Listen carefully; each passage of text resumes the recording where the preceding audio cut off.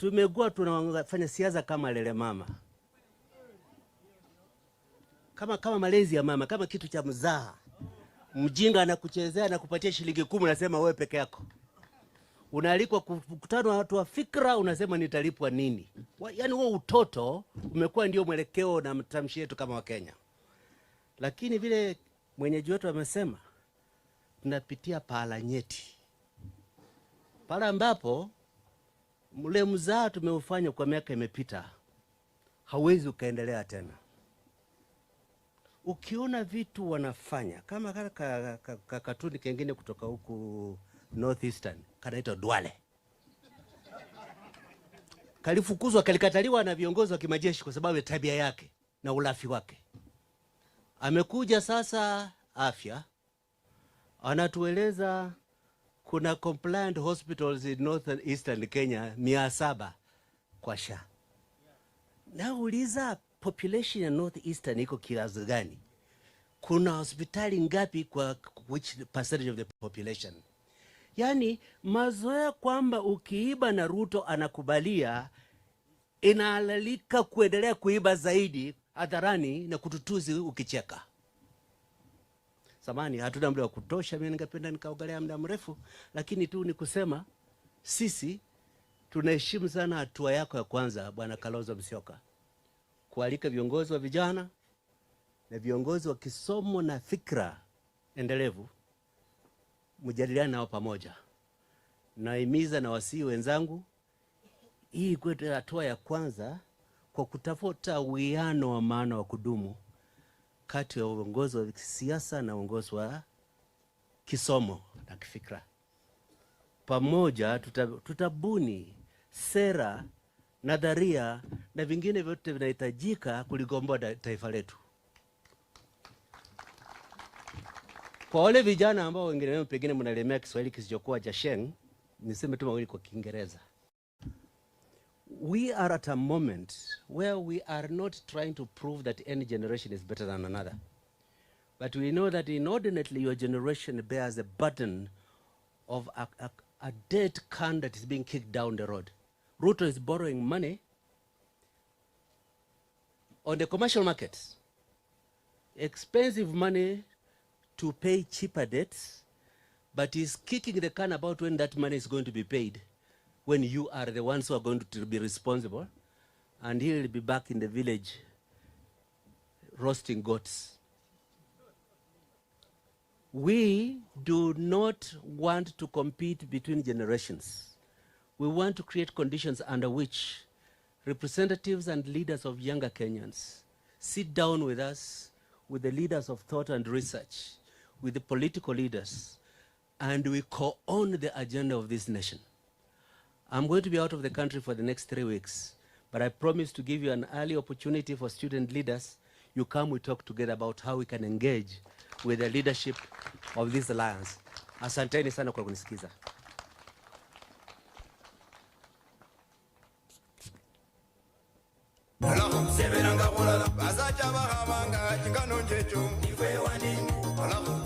Kisa aliongea kama Mwalimu Nyerere kabisa, Kiswahili sanifu, msomi kabisa, leaders of thought and research.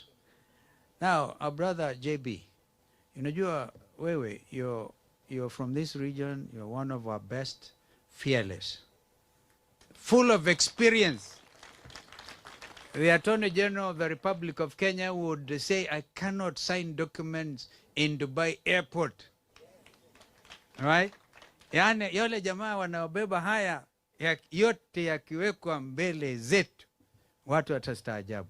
But these are champions of change, fearless champions. And here stands tall JB Muturi. Thank you. Thank you very much, Your Excellency, SKM, our host, the University Dons, comrades, colleagues, members of parliament, other invited guests. I will not attempt to be as fluent in Swahili as my good friend Mugisa will start laughing at me before we get to Thika.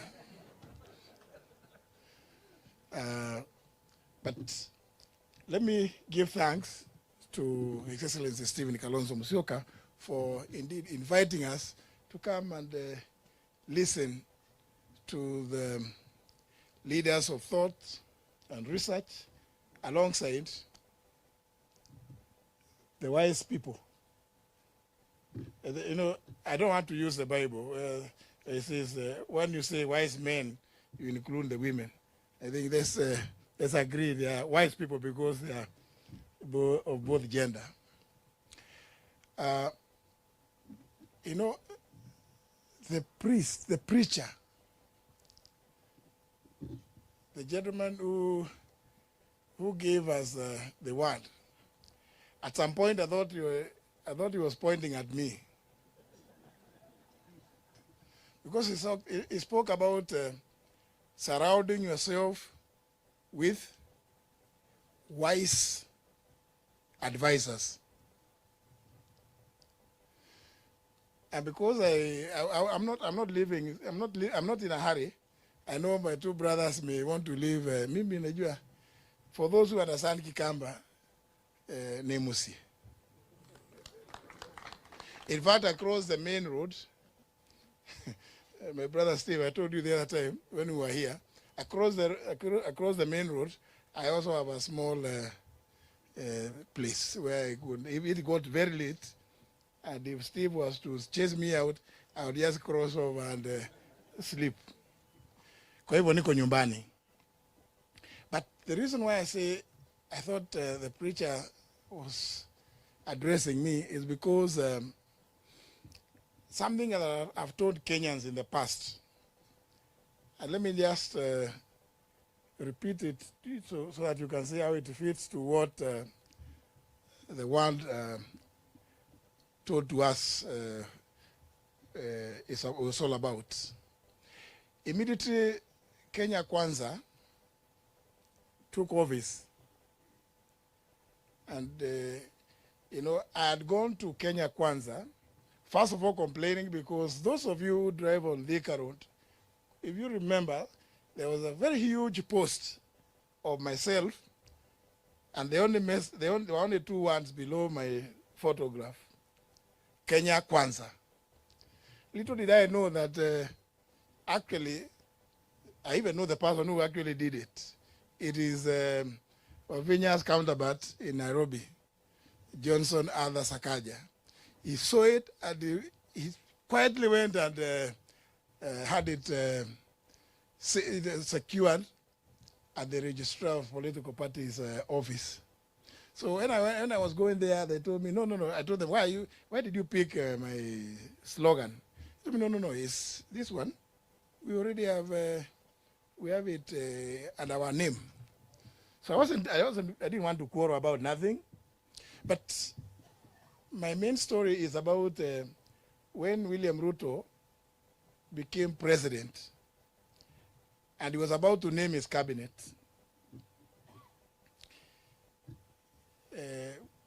We used to have several meetings. In one of the meetings, he told me that, you know, he likes calling me JB. No, JB, I actually want you to be the Attorney General. You know, even as those of us who joined Ruto, we were saying we know him, Ben. We were saying we actually know him, but somehow there was an issue of we didn't know, we were not, actually I think we were not consulted. Maybe friends should bear the blame for not consulting some of us. Because we had had several meetings with my brother, senior brother, Stephen Kalonzo Musyoka. So I think the problem was just within what was then government. We were not consulted. So even as we were joining that Kenya Kwanza, we were saying we know this guy. So when he proposed that I become the Attorney General, I told him no. No, I can't. I don't want to do that. I told him, you know, my only reason of wanting to be in government It's only one that I put in 15 years in the judiciary, served 8 years as a member of parliament, and now I've done 10 years as speaker. All I want to, ndio nisikie nimekuwa kwa serikali. Mukisa ukitaka kukosoa mimi baadaye. Is if I sit in the national executive, but I don't want to be the Attorney General. And the matter ended there. 2-3 days later, my good friend, who was not only my classmate but my roommate, the current Speaker of the House, the National Assembly, Moses Masika Wetangula, calls me to some place, and we go, and he tells me that, I have your message. I asked him, from where? He tells me, from the president. I asked him, which message? He told me, when he mentioned to you that he wants you to be the AG, you declined. So I asked him, so what is his message? He's pleading that you did accept to be the Attorney General. So I decided, since Moses is somebody we've known for each other for so long, in fact, I began my working career, I saw somebody talking about Kebabi. I know the villages around that area. So I decided, let me tell Moses the truth. So I tell Moses, you know what? The reason why I would not want to do that job is because you and I know this guy. To be an Attorney General with Ruto as president is an extremely dangerous experiment. So we talked with Moses. I told him, you know what? The AG's job is to advise. The other one of going to court, it's normal because you go in public interest. And there are so many state councils.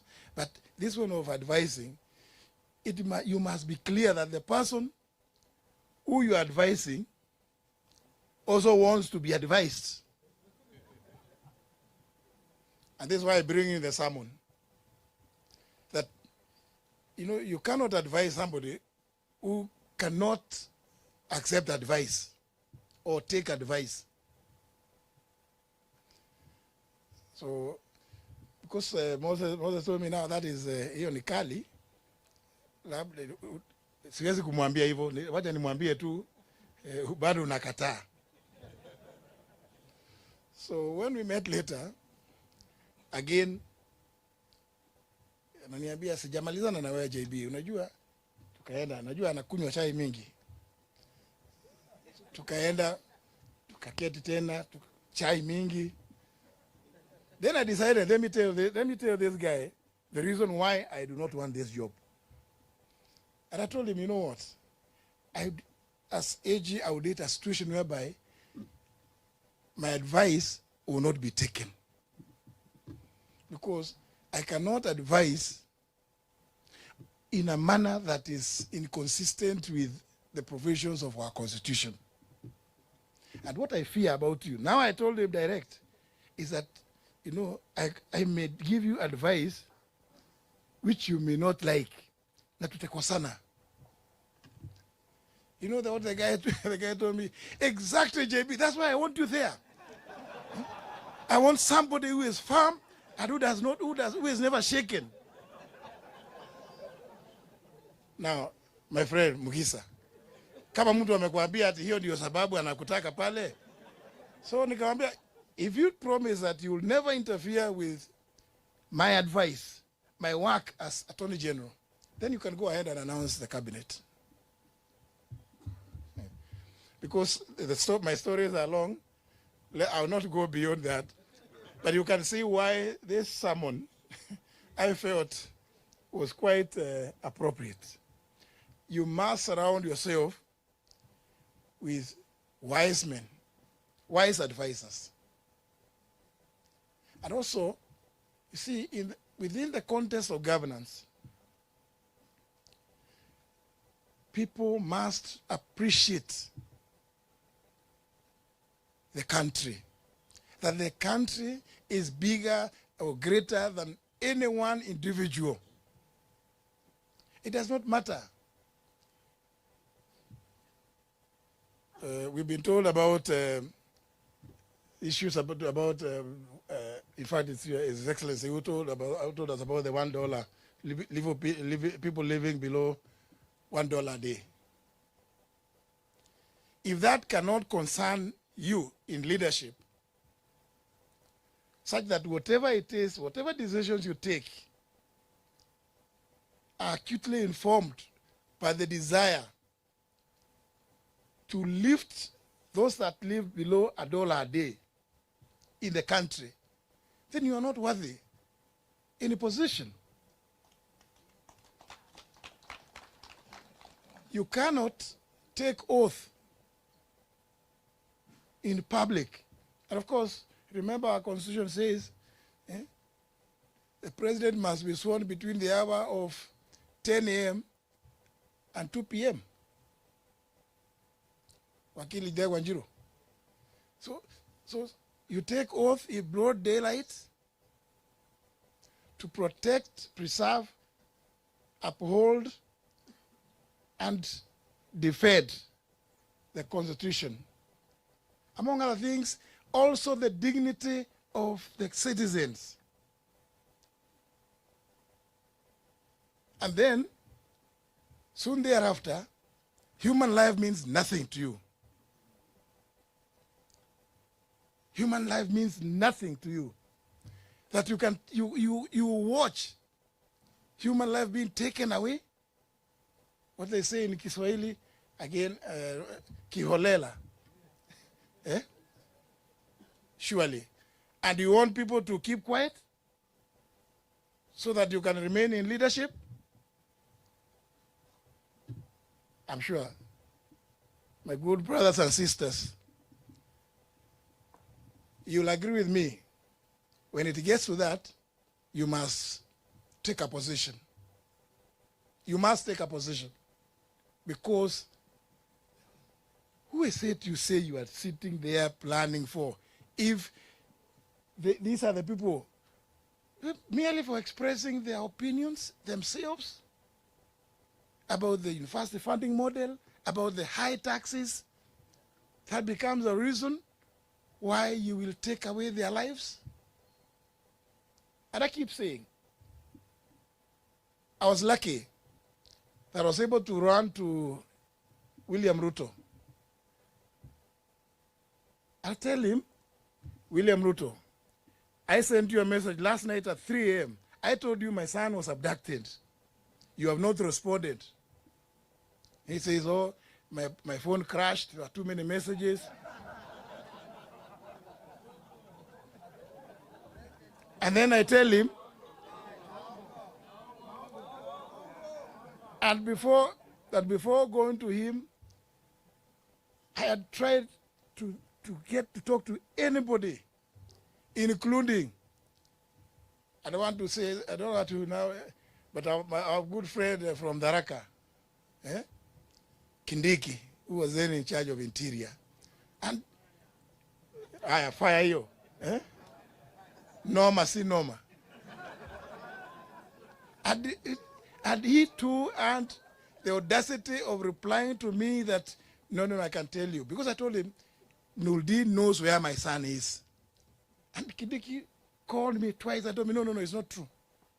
I have spoken to Nuldin. Asked him, but Kindiki, if you have spoken to him, why is it that he cannot pick my calls? We sit together in the National Security Council. Why? I mean, does he imagine that it's not a love affair? Since last evening, I've been trying to call him and he cannot answer my calls.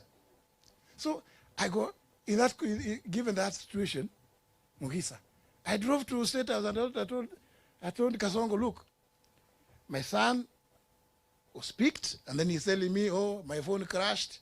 I said, no, just call. Call Nuldin. I'm standing next to him. And he calls Nuldin. He said, Nuldin, are you the one holding Muturi's son? He said, yes, sir. Yafandi, yes. Just release him. And Nuldin says, And I could hear, Your Excellency, in the next 1 hour, you'll be at home. Surely.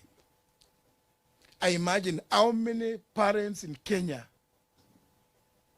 have been agonizing to date. For some of them, we are with you, Wakili Njiro and Dan Manzo. Some of them they don't know where their children are. They disappeared without trace to date. They cannot reach William Ruto. I was lucky. I was able to reach him. But isn't it obvious? Does it require any dons? If he calls this one person and he tells him, release him, do we need to go out there asking who has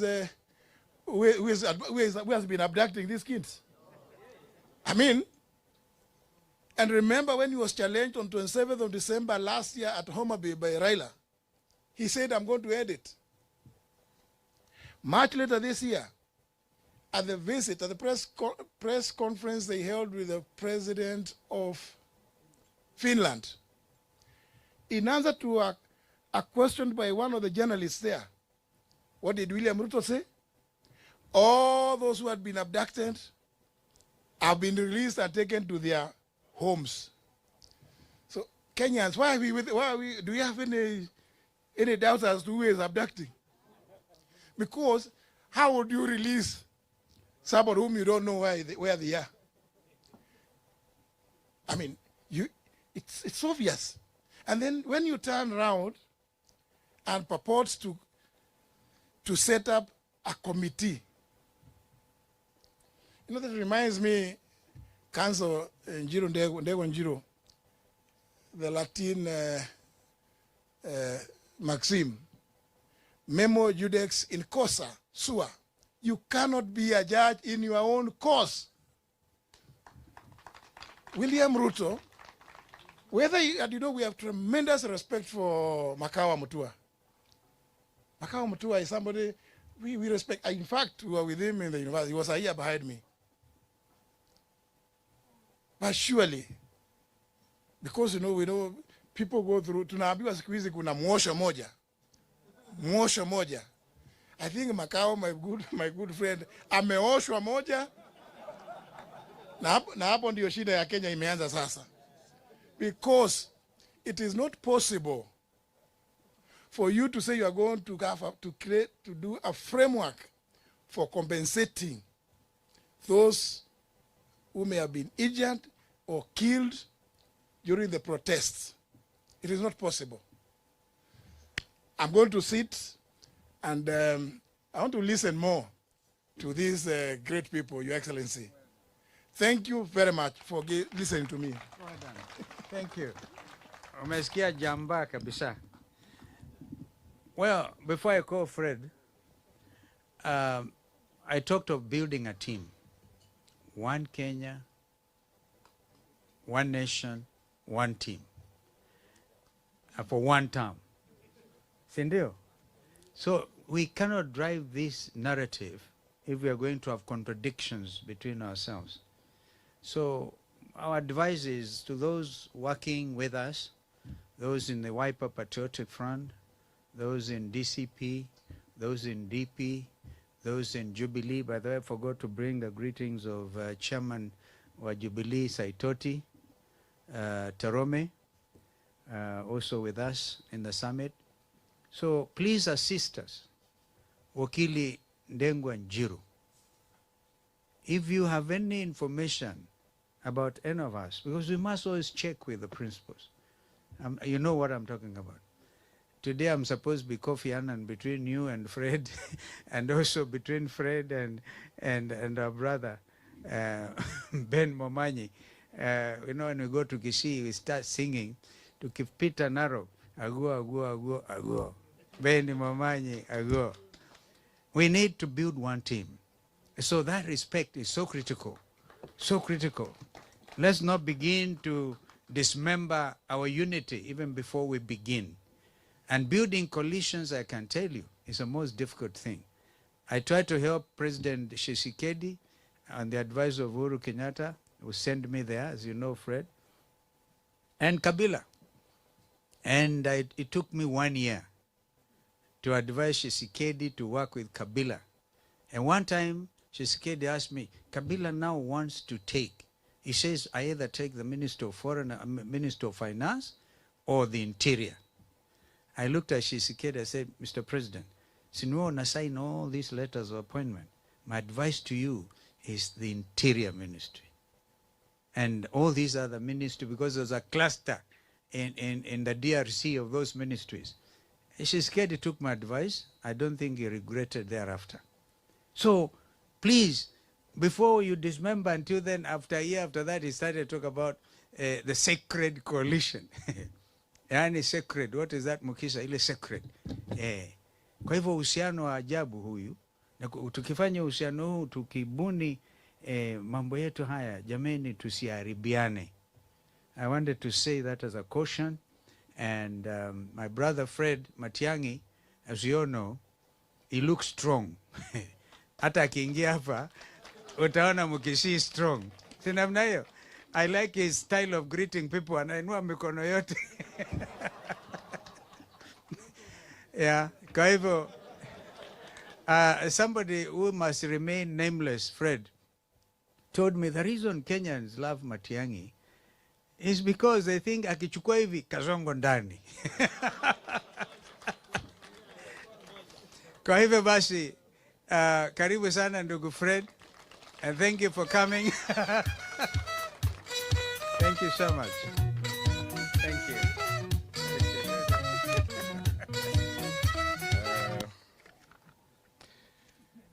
I'll also be I'll be very brief. I'll speak for less time than my predecessors because they've said all the wonderful things I was going to say. My elder brother and my friend, Your Excellency, Vice President Kalonzo Musyoka, my other elder brother and friend, Honorable Justin Muturi, Honorable Dr. Muhisa Kitui, another one of my elder brothers, as a bit of being younger than them. I'm looking at all of them.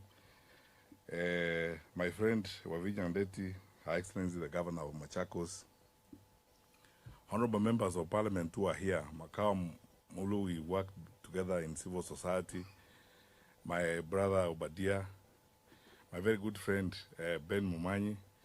I actually forgot to withdraw the request from Honorable Kalonzo Musyoka that this morning we prayed together and forgot about everything.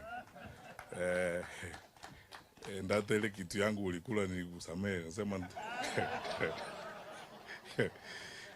tatafuta ingine. Sitwa. And all of you wonderful people. First of all, thank you so much, Your Excellency, for inviting us. The reason I readily accepted when you asked me whether I would come for this lunch is because I am determined, and I'm going to say it here, I'm determined, like all reasonable people, to start speaking against the nonsense that goes on around this country. Because you see, the Honorable Kalonzo Musyoka and I have been the targets of choice for this administration for propaganda, malice, and cyberspace nonsense. You know, what they do is, and I keep saying all the time, I actually wish they spent as much time on the right things, or even the money they are spending, paying bloggers and all that to, you know, politic and lie about us and create things about us. Why don't they give that money to schools so that we can actually continue free primary education? So that every day, my brother Omingo Magara, who's here, and I, we just keep asking ourselves the question, how bad can it be? But look, let me pause there and say this. Listening to Honorable Justin Muturi speak, and by the way, this is, for me, this is my best possible audience I would talk to. This is my ultimate comfort zone. This is where I belong. You know, I've seen some of you, my colleagues, you are here from the university. You know, we taught together at the University of Nairobi. I think I probably am still a member of the senior common room at the University of Nairobi. And, you know, and you wonderful students, you know, the source of our inspiration and satisfaction all the time. And therefore, this is the place where I would speak to you candidly, straightforwardly, without drama and innuendo, and tell you things as they are, because here, logic and reason rules. Because, and so I start by saying this. 3 points I'll make. Listening to what Honorable Justin Muturi says this afternoon, I keep asking myself this question I have wondered all along. After the elections in 2022, what is wrong with us as a people? Because I remember I went to a conference of bishops in Westlands when I was Cabinet Secretary for Interior, and a bishop challenged me about money and said, you know, these wonderful people in one party are going around promising everybody billions, Mama Mboga billions, billions. Where have you taken the money? And I told them then, as all of you have proved today, that that is a lie. These people are lying to you. There's nothing they're telling you that is truthful. They're telling you things they think you would like to hear and vote for them. And I can almost swear to you, they will not fulfill any of those things they're telling you. They're just lying to you. These guys are just liars. That's how I coined the outbreak of lies after the COVID-19 outbreak. The campaign was characterized by an outbreak of lies, you know, people running around the country lying. And you can see yourselves that we have started season 2. They have started season 2 of those lies. You know, we're flying around the country, they're telling people about empowerment. I mean, what will 64 shillings do to anybody? Or 100 shillings? Now they are bamboozling villagers, you know, with helicopters and so on. You know, you're smart people. I mean, you more than anyone else as educated people who have engaged in research, who analyze information. Please, wonderful people, there are people who lost their lives fighting for the independence of this country. What we are being asked to do is nothing compared to what some of our forefathers have done.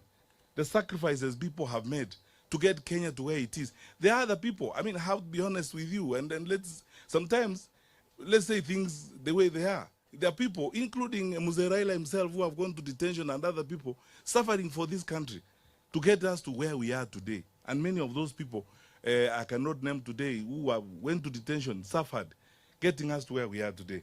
What we are being asked today is to make the right decision for Kenya. And the right decision for Kenya is that our good friends in the administration have clearly failed to manage the country. And then you don't even need a PhD. It's not rocket science. You can see clearly they cannot manage the country. And in place of, because governments, if you are an incumbent government, you run on your record. Because what they should be trumpeting now is their record, saying, you know, please, we need more time so that you can complete this.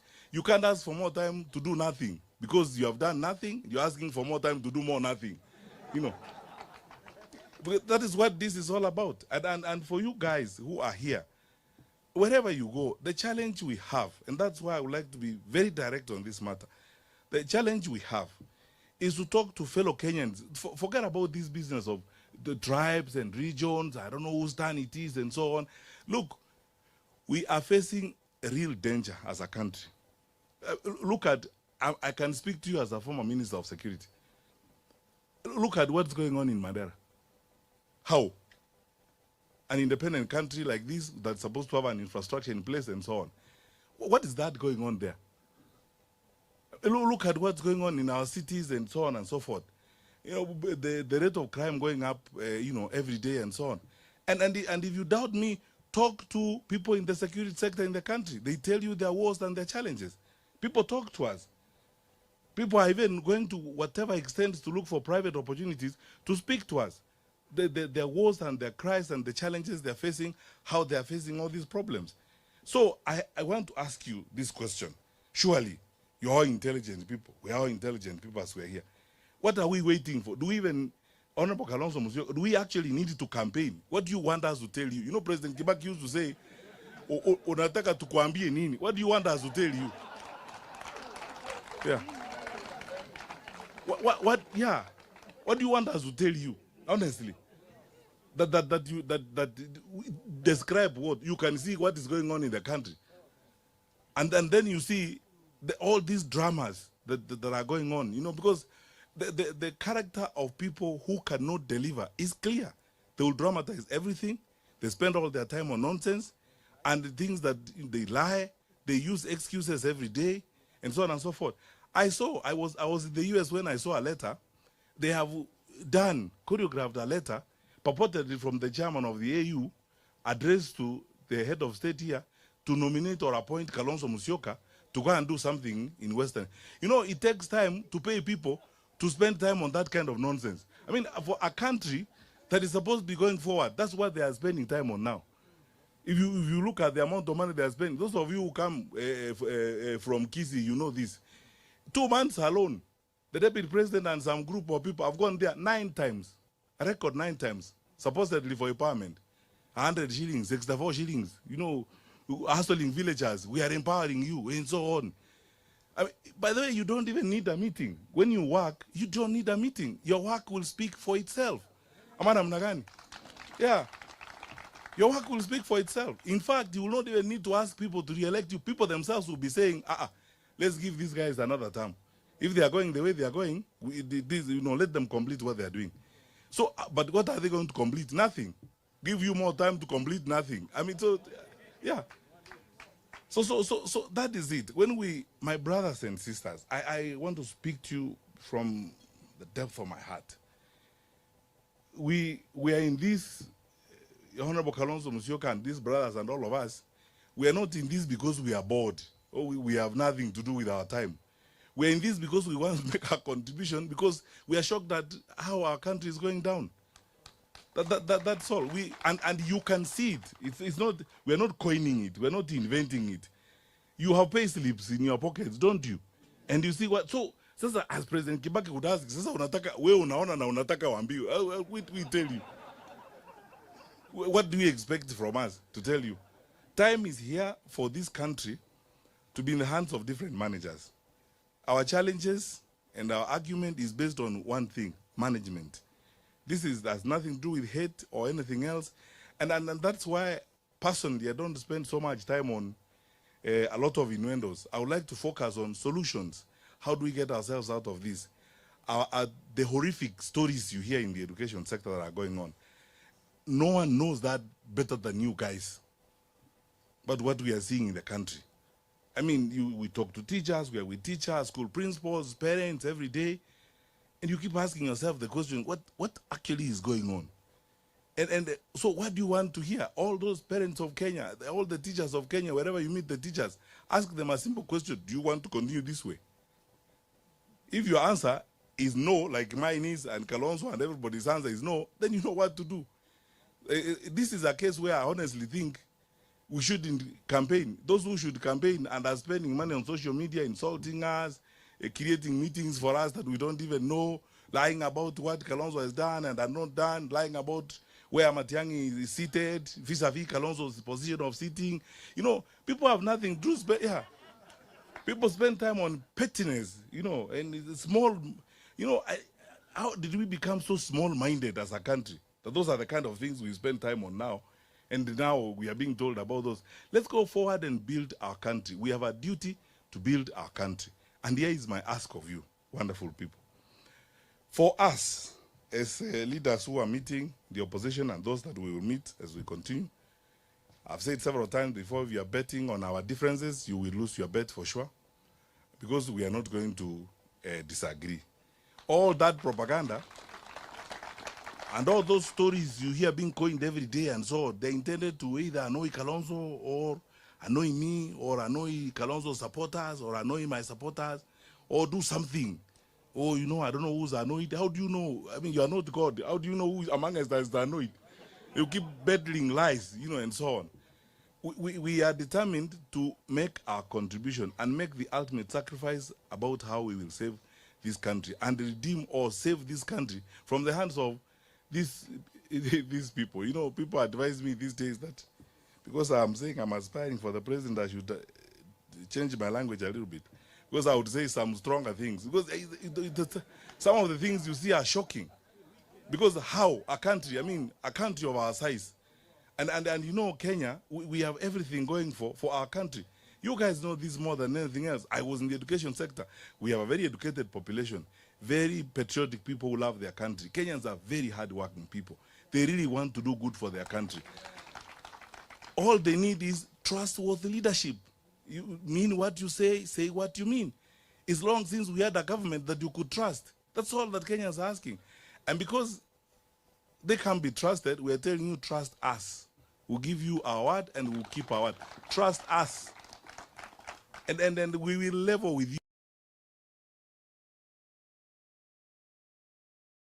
Not verge or hide or hibernate or tell you stories in place of work. And we will not come to you and begin to lie and pretend about things. You know, listen very carefully. There must be linguists in this audience. Students of linguistics and researchers. I want you to listen to the language of this administration when of their leaders speak. It is actually, it's called street corn language, you know, where they say, tumeunganisha waya, tumetenga, that's,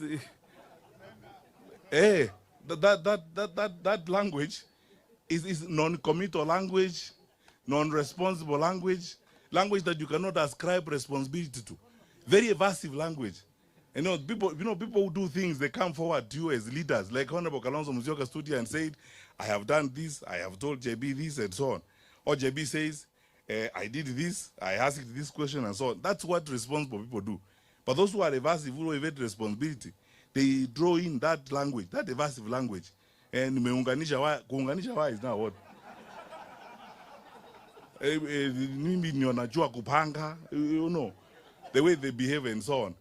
Kenya is better than this. We are better people than that, I believe. So, thank you so much for this audience, and Your Excellency, you have led the way. This is what we are going to do for several days. We agreed. A consensus building, having small group meetings like we are having here today, talking to you and listening to you, getting ideas from you. Dr. Moyo, thank you for the sermon. We will surround ourselves with you, smart people, advising us on what we need to do. And we will do this until that time when we get to a point and say which one of us is going to be the captain to lead the team for transformation. And we will continue to work together. And you are friends because you have nothing to run on, you have nothing to defend. It's only propaganda you can do. Please carry on, because in any case, you must find something to do. So if that is what you are found to do, carry on with it. As we carry on with the plan we want to build and the platform we would like to build to move our country to the next level. And we will soldier on as leaders outside of government. And finally, my brothers and sisters, I say this every time I have an opportunity to talk to Kenyans. We are stronger, and there's nothing wrong with our country. I mean, this is a wonderful country. It's our only home on earth. God has been kind and gracious to us and gifted us a wonderful country. Let's take care of it. The challenges we have, the momentary challenges in our leadership, are not our destiny. You know, that language, those kind of lies. You know what Dr. Kitui was asking here? You university professors are researchers. You know, when a guy tells you that they are of the place, we were actually working the math in the morning together and we were saying it must mean that every 5 or 10 households in that area has got a clinic. Is that possible? You expect that we will believe that? You know, so you know, please let us not accept these intellectual insults and this abuse we are getting as a people. Let us stand up, crank ourselves up, dust ourselves together, move forward, vote these fellows out, and form a government that will take Kenya to the next level. And demonstrate our seriousness as a country. We are a serious country. We cannot be managed like this. We are serious people. How can we accept to be managed like this? And indeed, we have capacity to manage ourselves better. So, my parting shot, Honorable Kalonzo Musyoka, is let's do every one of us who are seated here. I want to ask you, please, prepare to do a good thing. You know, in life and in the history of your country, you do a good thing when you improve your country's welfare. And now, as we are moving forward to the elections, please prepare to do a good thing. And the good thing can't be returning these people. So you know what the good thing is. And you educated people. Yani kama tuko namna hii vile tulivyo baada ya miaka 3. Another 5 years of these people, do you think you will have a country? Utakuwa hata umeuzwa wewe mwenyewe unafika Dubai. God bless you, my friend.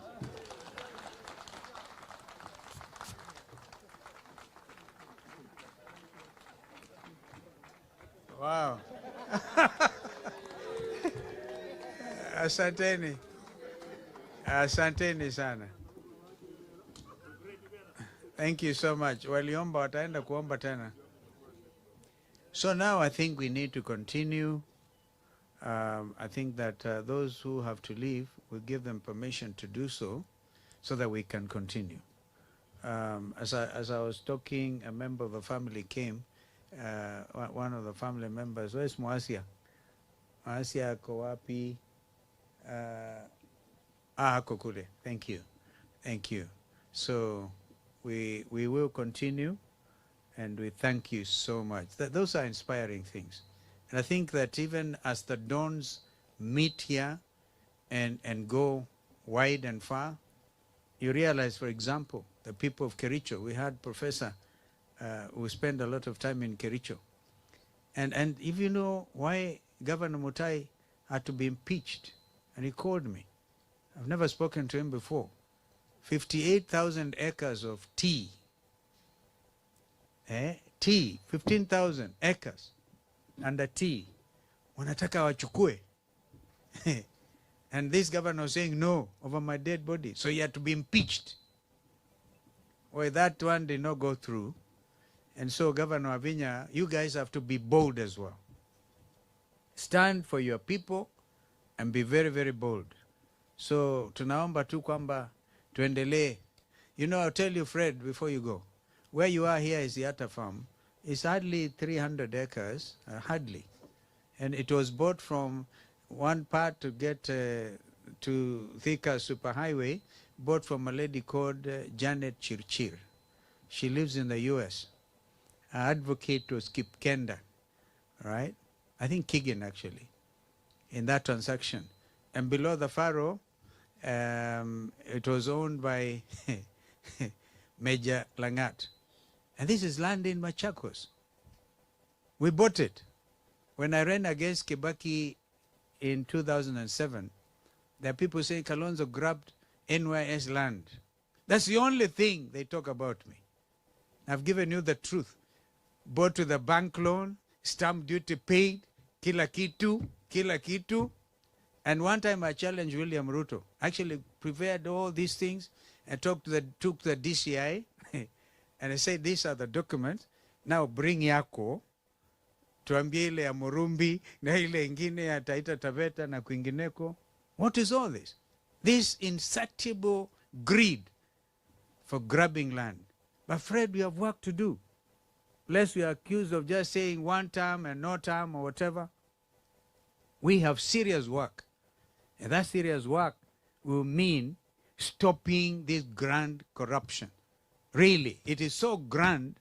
Na hiyo kwamba hiyo ya kina Duale na wengine is so blatant that we have to stand and do something. Actually, Kenyans are watching. Tutafika lini hiyo 2027? Asanteni sana. Vijana watawawa tena, tutakataa. Asanteni. Let me see our visitors off and chairman endelea. Haitawezekana sisi kufaulu. Kama Musa na Waisraeli, tuombe Bwana tafadhali. Wakienda, we can stretch a little bit. DJ, nipatie ngoma nzuri ili tuwasikize.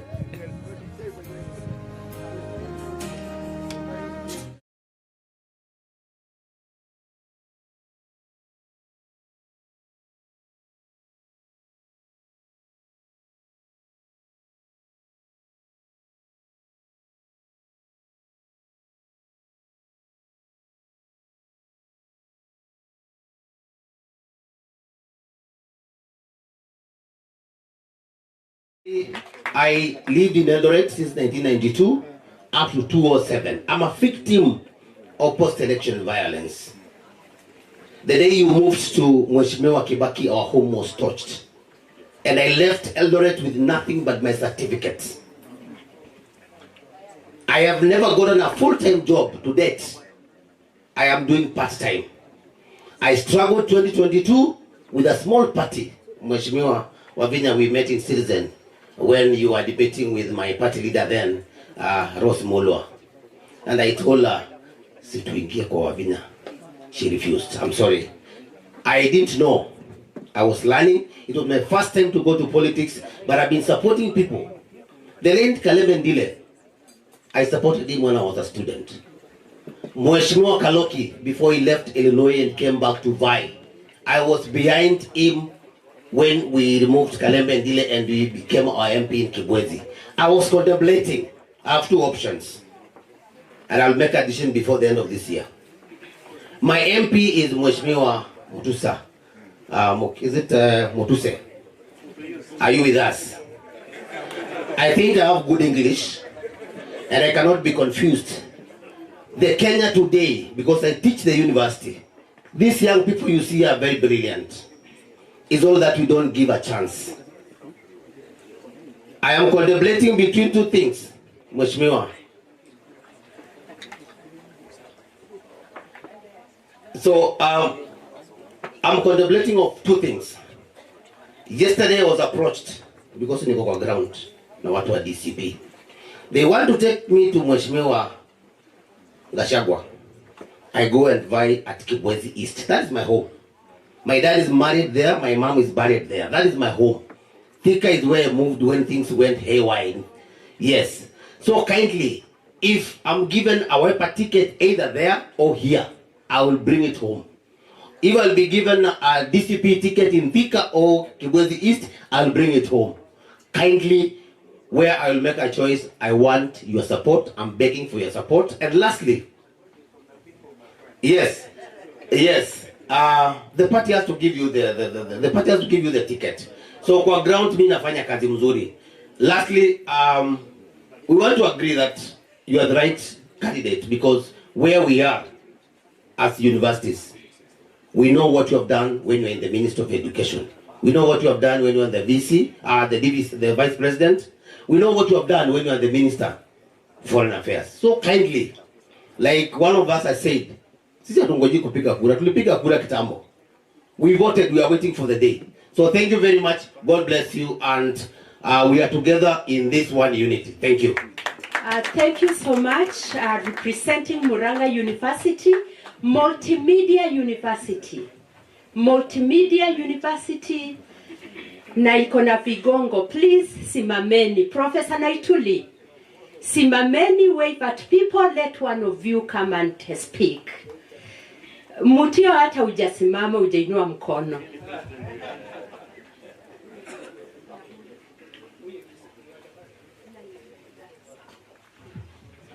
Yes, I think I'll say two things, Your Excellency. Number one, I had a discussion with a Catholic priest in Nakuru. Nakuru is my second home. And this is what he said. He said, no Kenyan will have a reason to go to hell when they die. Because he told me that since creation, nobody and the fortunate situation of seeing the face of the devil. Not even if in the Garden of Eden she talked to the devil through the snake. He said the Kenyans have seen and lived with the devil. So they now know who the devil is. Number two, we need to learn to listen to artists. There's a Tanzanian artist who made a song 18 years ago. It's called Pastor Munishi. He said he didn't know how things are until Roho akamwonyesha vile shetani ako na rangi nyingi. Anajigeuza anakuwa yule malaika wa nuru. Anaingia siri kanisani. Watu wa Mungu bila kujua wameanza kufanya nini? Wameanza kumwabudu. We did that in 2022. Let us not do that again. Now for the young people and all of us, the angel is going to come back. Trust me. The angel will come back. The angel will come back to sell you failure. And you know the angel sells failure. It's very easy. If you have money, I saw it the other day. The other day, some fellows from my county, from Meru, they went to the State House. And they got 10,000. I happened to meet one of them who told me, you know, Professor, Uhuru never gave me 10,000. Kibaki never gave me 10,000. Ruto has given me 10,000 na mtoto wangu amefukuzwa shule. Sasa mimi naenda kulipa school fees. This is how you settle failure. It is the responsibility of the government who has failed that fees. You need to understand this so that you need to explain to them. So if it was a medical issue, SHA is not working. The person could have explained the same. Doing the work of government. Okay, that is selling failure. This fellow will sell failure, we can't afford it. We need to explain that to these people. Now, to these young Kenyans. 8.8 million of you are registered to vote in the last election. You didn't. You didn't vote. So in a sense, you are responsible for this here. The country is going through. Don't do it again. This time, one speaker said here, get the vote and get it out and the protest in the ballot. I wouldn't recommend any more protests because you are dealing with a killer. You are dealing with somebody who is willing to kill you. So for now, we wait the ballot. We don't give this opportunity to kill even one more Kenyan. But we need to get that in ballot. Because the truth is, we have ruined your lives already. Don't allow my generation to ruin the life of your children. You must stop it. Thank you very much. God bless you. Thank you so much, Professor Naituli. And that is for Multimedia University. Kirinyaga, this is the last time I am calling you. Na ninajua kuna bas. Your Excellency, Stephen Kalonzo Musyoka, all protocols observed. Good evening.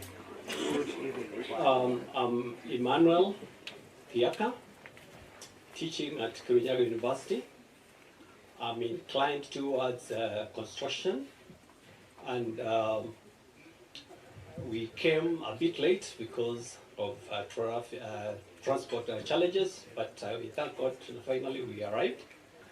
And I got a message to you, Your Excellency, that the country is ready and willing to vote you in.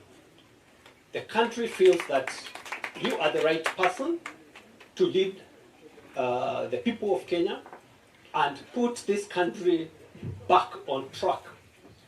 They are thinking that you borrowed a lot when you deputized the former president, His Excellency President Mwai Kibaki, and they feel that magic, once you clinch to the office, you can really play it and have this country stand on its feet once again. So we are having a very strong, we feel that you are the right person, and there is no doubt you'll take it and through God's mercy. Otherwise, I also want to say that I got a bit of ideas that I feel I should throw in to ensure that the economy thrives. I feel when it comes to the economic policies, when it comes to the construction industry, I think I have the key to that. And I think the moment we unleash that, Kenyans will feel liberated. Because as I said some times back, a Kenyan is heavily taxed. I think there is no other citizen or other person in the world who is heavily taxed like a Kenyan. You can take that to the bank. You can go and research and find out. Kenyans are heavily taxed. And now when somebody comes and comes with a policy whereby we need to add more taxes, like the housing levy and all those things, because we are not using the right people to come up with the right policies so that we can liberate Kenyans. This coupled with integrity. I think this is the team. This is the team to deliver, and I feel, Your Excellency, you will put our country to the right track. So thank you very much. I don't want to say much. Asante sana daktari wa mjengo, na najua nikikukaribia uwezi nipiga ngumi. Asante sana. I think that's a solid thing you need to share with the leaders. Next is Mount Kenya University. And please, when you come, the sun is setting. Please be very brief. Wakili, yeah, Mount Kenya, please be so brief. Thank you, Your Excellencies, Dr. Stephen Kalonzo Musyoka, Governor of Ndeti, party leaders present, colleagues, student leaders. Evening. Good evening. Thank you so much. Mine is too brief, and I want to take a different turn, is to challenge the don'ts. We have been so much for so many years in the classroom, talking too much, but ground iko aje ko tofauti. You cannot do the same thing and expect what different results. Only a fool can be able to do that, and therefore this is a clarion call for all of us to talk kwa madarasa. Kura ziko nje. In as much as we'll be able to convince that constituency which is in that class, we also need to get out. Go to that village, talk to our people, because with that multiply effect, then we'll be able to sell our candidate. Ukienda Kisii, ukiongea na Wakenya wa Kisii, ukienda Mombasa, ukienda Ukambani, Pwani, Rift Valley, that multiply effect is what will be able to bring results to this country and to be able to give our candidate that required win. Thank you so much, and may God bless you. Asante sana. Asante sana Wakili Mutunga. Someone registered from Nelson Mandela University, South Africa. Please, if you are here, you have an opportunity. And as I wait for you to come, we have Southeastern Kenya University, Seku, and the former Vice Chancellor is also here, but he'll be introduced. Karibu, 1 minute. Thank you. Mheshimiwa Stephen Kalonzo Musyoka, Mheshimiwa NJB, Mheshimiwa Makali, Mheshimiwa Honorable Wavinya Ndeti, waadhiri wenzangu, wanafunzi ya mjambo.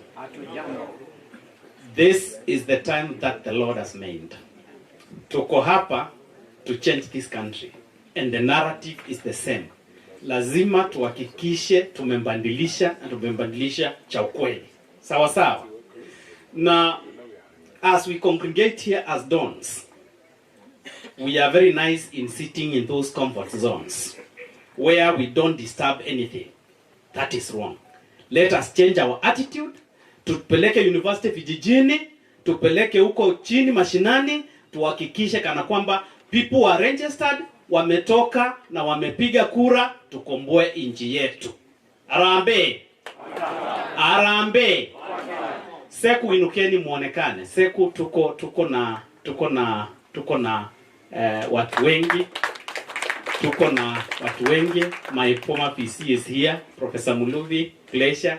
Karibuni sana. Thank you. Asante sana. Asante sana kiongozi. Next we have Technical University of Kenya. Technical University of Kenya.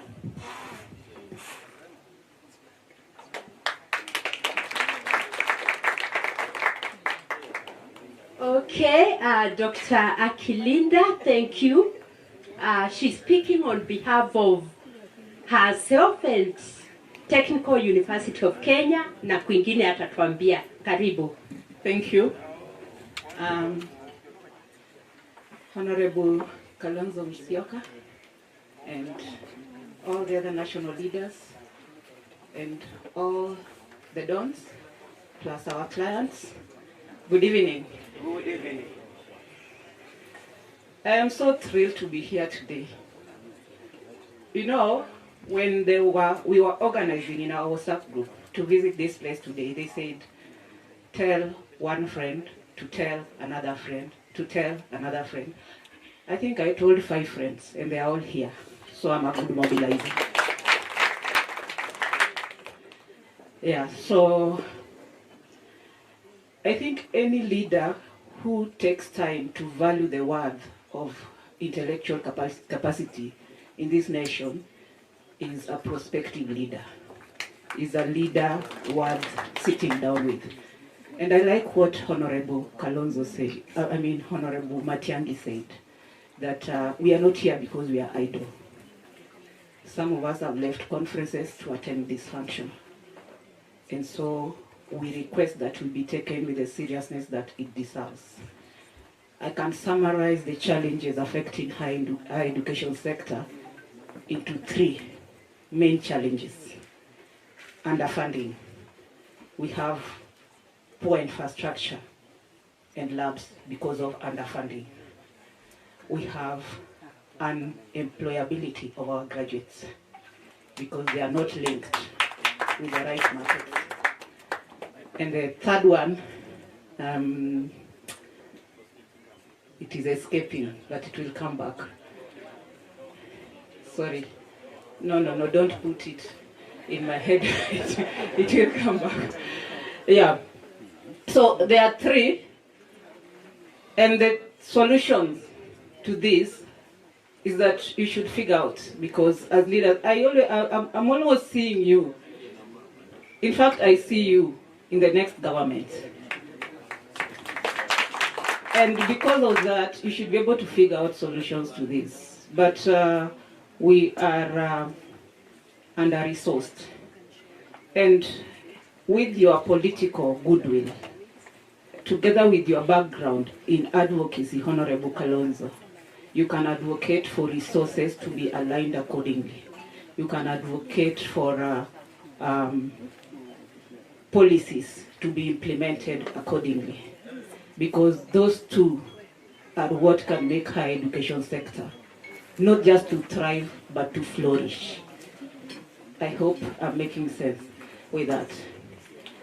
The second solution is to have academia industry linkages, because I gave our clients as a problem. So academia industry linkages can be able to sort this unemployability because we have job-ready graduates. If we have that linkage in a robust way, then it can be able to solve that particular problem. I don't want to overemphasize how important this meeting is to me today, but my mother taught me that if you go somewhere, you learn 3 words from them, but you teach them 1. So I learned a language here today, Wacha, Wasindata, and then Honorable Muturi said, Nimusi. You can make me Nimusi here. Permanently, because I come from Homa Bay County, and I want to Nimusi. I hope I'm welcome to Nimusi, right? My name is Dr. Linda Allan. I'm a lecturer of health and biomedical sciences. Yes, thank you. They call me Akilinda. Thank from the you. WhatsApp group. Thank you, Dr. Kilinda, Linda. Simmesikia maneno. And she's a fine girl. Kadipo Mosie. The next is, we have anyone? Tarakanithi? Oh, Tharaka, sorry. Tharaka University, sorry. Okay, Akuna. I have University of Embu. University of Embu, I know they are here.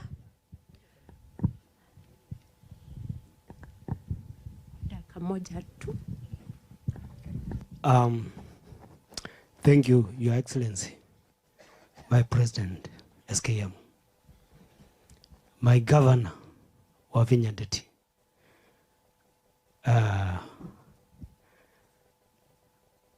Mheshimiwa Muturi, Mheshimiwa Makali, and all protocols observed with my colleagues. Arambe. Arambe. Thank you. Mbunzi Stephen from Walaya. Colleagues, let's amass votes for this government. I believe in what we are doing. We have the constituents, but at the same time, let us encourage them to get the votes. It's only the votes which is going to take us to the next government. My colleagues, I have Dr. Ndiko there, I have Anne there from Embu. You can wave them. Yes. So thank you, colleagues. Let's do the best. Asante sana daktari, asante. The next is University of Leeds. University of Leeds. She will tell us where University of Leeds is. Karibu sana daktari. Pale. Thank you. So University of Leeds in the United Kingdom. Sorry about that. His Excellency Stephen Musyoka, Our Excellency Wavinya, and Honorable Muturi, all protocols observed. Good evening. My name is Dr. Anne Muli from the University of Leeds. I'm a medical statistician there. I also tutor statistics. The one who made me love maths is my maths teacher and is actually right over there wearing a, just wave to everybody. So he was my high school teacher and he got me into loving maths. So it was really good to see him here today. I'm very excited to be here today. We all came here with one mission and one vision for a better Kenya. And we have our leaders right here. We have His Excellency Kalonzo Musyoka with a very clean track record. So we don't need to look any further. He's right here. So the message we'll take home is we have one term, one team, and one nation. Tell a friend to tell a friend. Thank you very much. Thank you so much, Daktari, all the way from the UK. As we now have University of Nairobi, sorry, the university.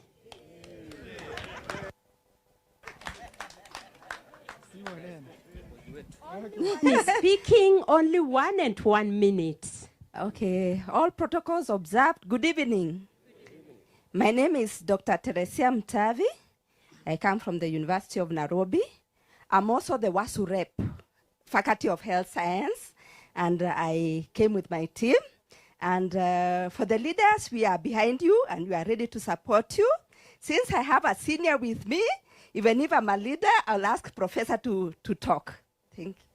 Professor will speak later, so that's okay, please. Just sit, it's okay. Professor will speak later.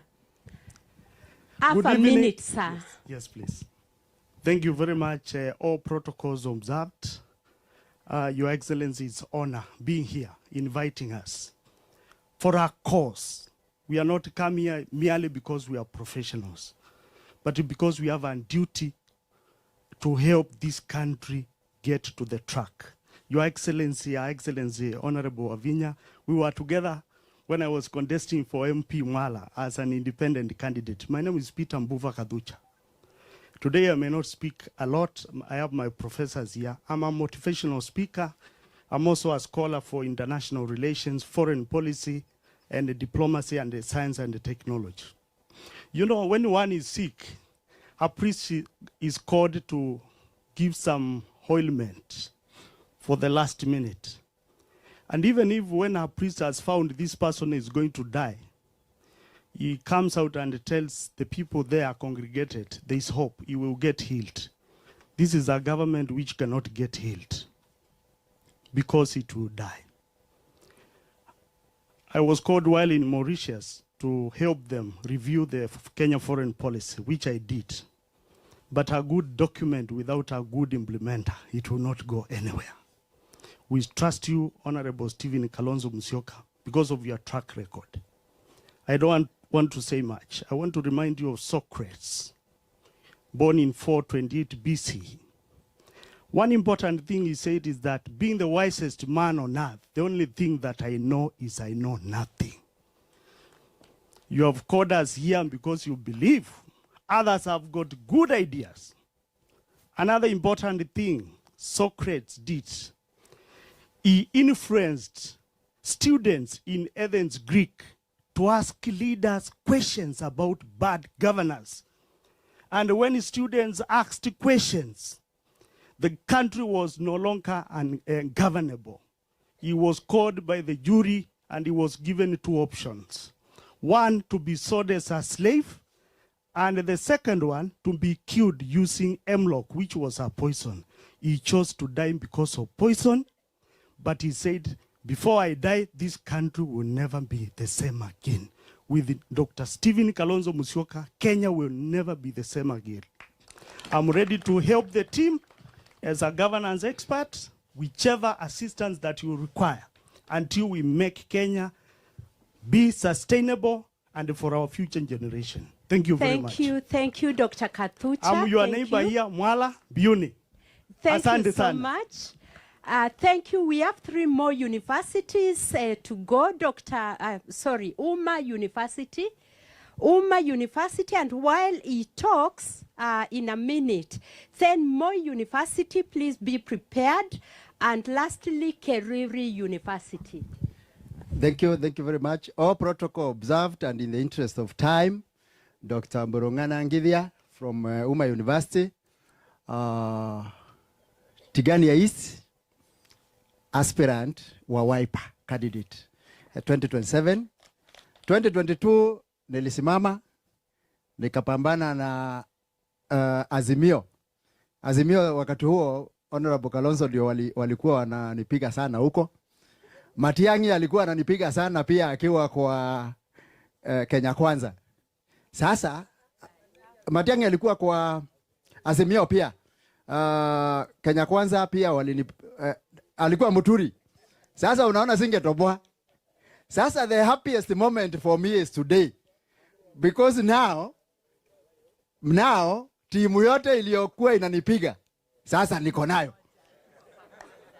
Na nilisimama kwa chama ya mheshimiwa I don't even remember the name. Chama dogo hii. Lakini nikaona sitatoboa, nikakuja kwa Wiper. Sasa mimi niko kwa Wiper. Nimepeleka mheshimiwa Daktari Meru mara 2 kwa kanisa huko, tunafanya biashara. Sasa nataka niseme hivi. One time kulikuwa na fisi ambaye alienda akapata msoga. Msoga umenona. Alipopata msoga akaanza kula. Akikula kuna mfupa ulikwama hapa. Pate leader wangu ndio uambie wale wengine. Mfupa ukakwama kwa koo. Sasa fisi akakaa chini akauliza, na huu msoga vile umenona na wewe mfupa umekwama, nitafanya nini? So akaamua kuongelesha mfupa. Akasema, wewe mfupa, kuna wakati wa mchezo na wakati ambao sio wa nini? Kuna wakati wa mchezo na wakati usio wa mchezo. Kwa hivyo sasa tumefika hapo. Ueleze wale principals wengine. Hapa tuko sasa. It is either wewe mfupa uteremuke ama utoke. Thank you, Daktari. I think finally, another message for our principals. I want to borrow from Confucius, who lived about 2,500 years ago in China. Is a model in leadership.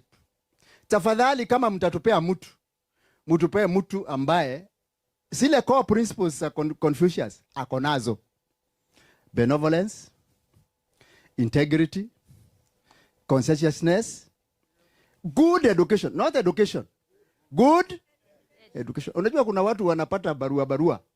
Unaona mtu alikuwa primary, saa hii unamsikia ni professor, huwezi jua alipitia wapi. So good education.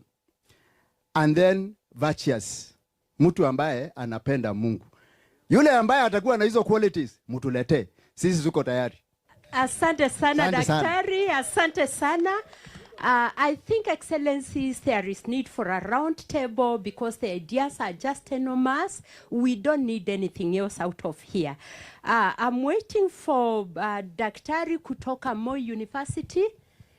Daktari from Moi University, where are you?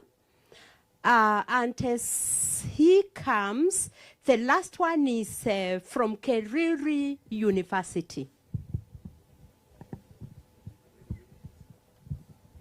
Keriri University, ama walitoka, labda walisikia kumekuwa usiku. And with that, I think we had many universities represented. Moi. Okay, sawa.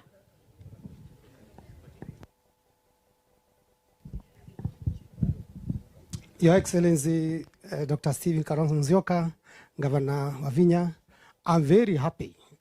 Actually, when I had Moi University and nobody woke up, I decided to come because I was a lecturer in Moi in 1997.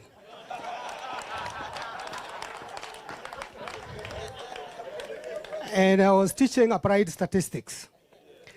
And later on, I've worked with Kalonzo Musyoka and Mwai Kibaki during Vision 2030.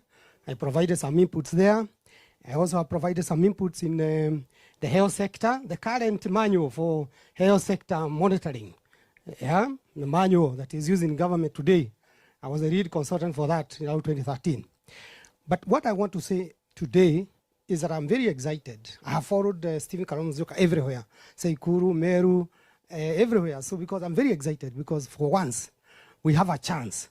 One of our biggest problems is that good people do not collaborate.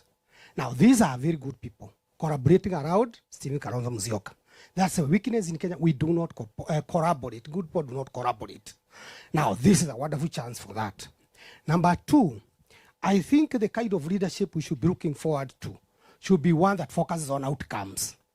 We are so much busy on politics rather than policy. So we should focus more on primacy of policy over politics and specifically outcomes. If you remember, Your Excellency, during Vision 2030, we were focusing on Kenya to become a middle-income country, and some of the indicators were, growth of GDP of 10%, and the processes there were issue-based politics. You see, it comes before, so we have to focus on the results rather than on the processes. So I'm very grateful. I don't want to say a lot. I had an interest, still have an interest in Nyeri governorship. I actually did try something in Nyeri during 2022, but I had a very short period of campaigning. So I didn't do much, but now I'm coming back in 2027 to try and demonstrate that we can have one county that we can show real results in terms of 5 years to have real results. I wonder when we celebrate our children when they pass their standard 8 and forgetting that we celebrate them, but at the end of the day they are going to find no job. Why can't we focus on the end point, create an economy that we can be able to influence the kind of education so that we can celebrate our children, rather than celebrate our children to go nowhere. So I want to stop there from there. And currently I'm working as a public sector management expert in Southern Africa, and very excited to be part of this crowd. And I wish SKM and our team all the best as we go towards 2027. Thank you. God bless you. Thank you so much. Thank you so much. And I am inviting Makuna.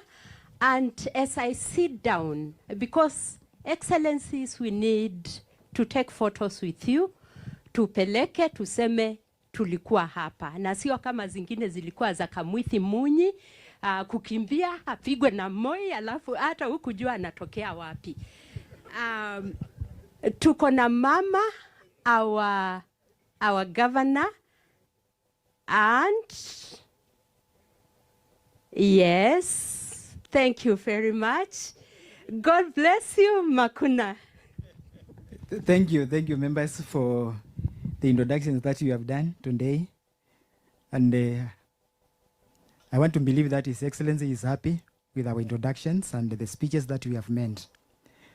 Now, I'm very sure there are some people who are prepared to speak, and I'll be calling Mutio Onesimus to invite them. And just before that, I would want to ask him, Bwana Mali, Njoni Mali, to expound on our theme. The theme, reclaiming the future of Kenya, just very briefly in 2 minutes. And then I invite Mr. Bwana Mutio to come and invite those others to speak kindly.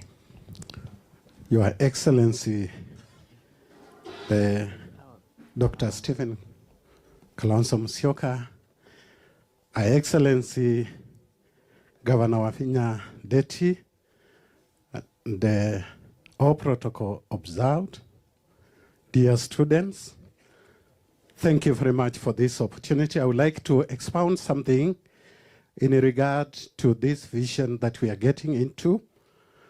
Your Excellency, distinct guests, esteemed scholars, policymakers, members of the press, and our gracious host, Dr. Stephen Kalonzo Musyoka, thank you for the opportunity to speak at this vital and timely gathering. Today, we are at a critical juncture where the distance between policy ambition and lived reality must be narrowed, and it is no longer acceptable to sideline academia in this.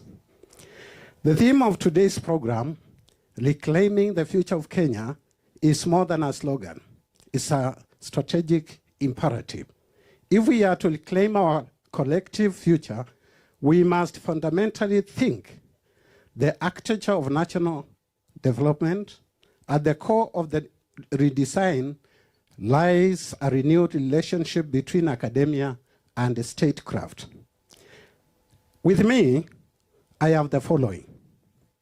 The academia role in policy transformation. Let us reimagine academia not just as a critic from the sideline, but as a co-creator of policy.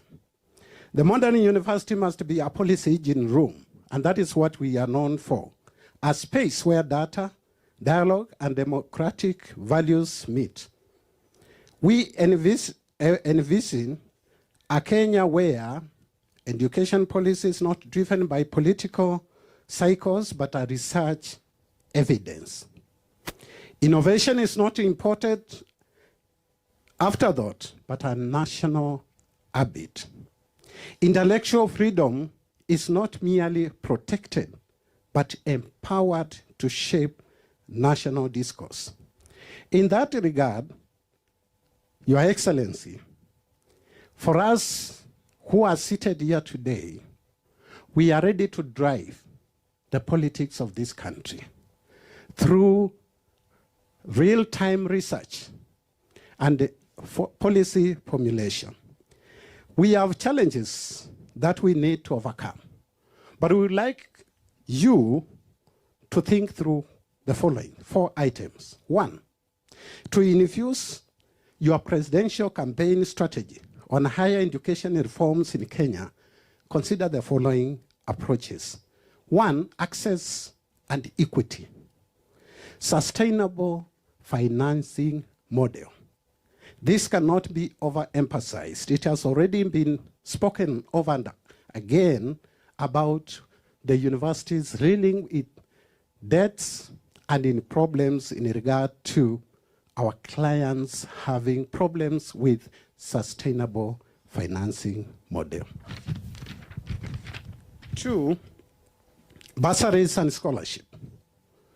We need a government that coordinates scholarships and bursaries from the basic education to the higher education. We also need to look at the issue of quality and relevance in our training. We are talking about teacher training. We are talking about industry linkages. We are talking about governance and funding, particularly tertiary education placement and funding bill. We need to think through enacting bills that amalgate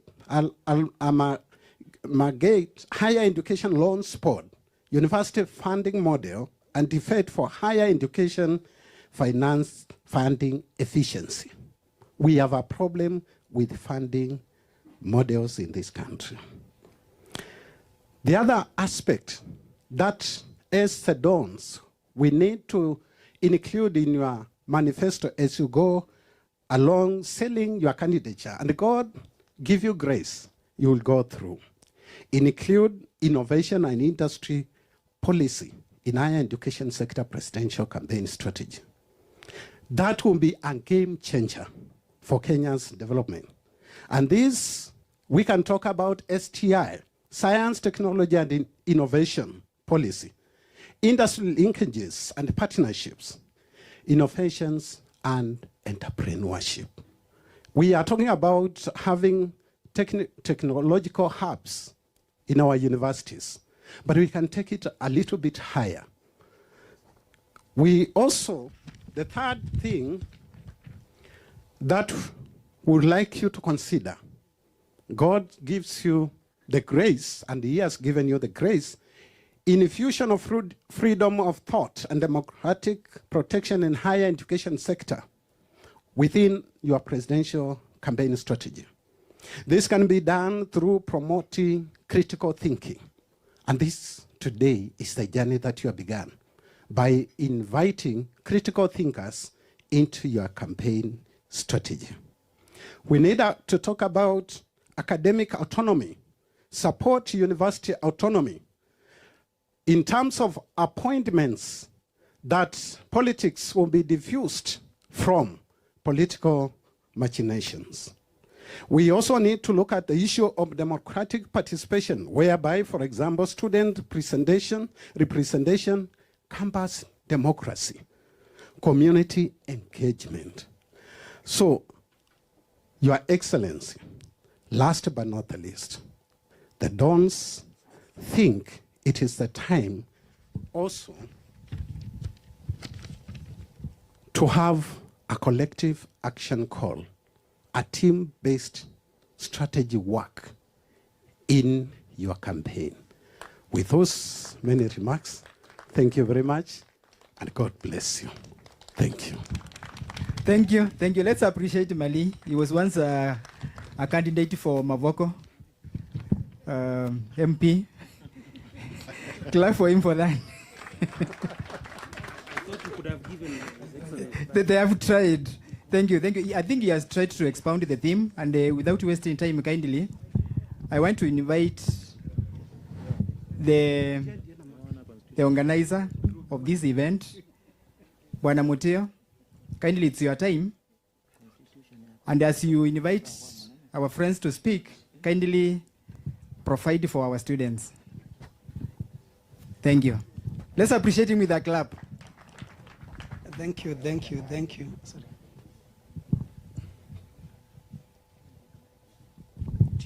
Let us appreciate our MC. He's done a wonderful job, and we are happy for you. And thank you, thank you, thank you.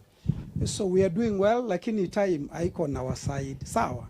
So we want to make sure that it went very quickly so that we can get some opportunity to have some pictures. Don solidarity. Students, power. Comrades, power. Now, we want to go very quickly. We had some members that we wanted to say something. Please, if I call you, take not more than 2 minutes. I also want, first of all, to recognize the team that planned for this. I was the chairman of the planning committee, but I want, if you allow me, I'll introduce to you the committee that has planned for this wonderful occasion. So please, the committee, where are you? If you could just stand, I will appreciate. Kuja netu hapa, Wambutula, tafadhali come, and Matiki, at one point you join us. Where's Matiki? Kuja pia, we are all a team. We were together.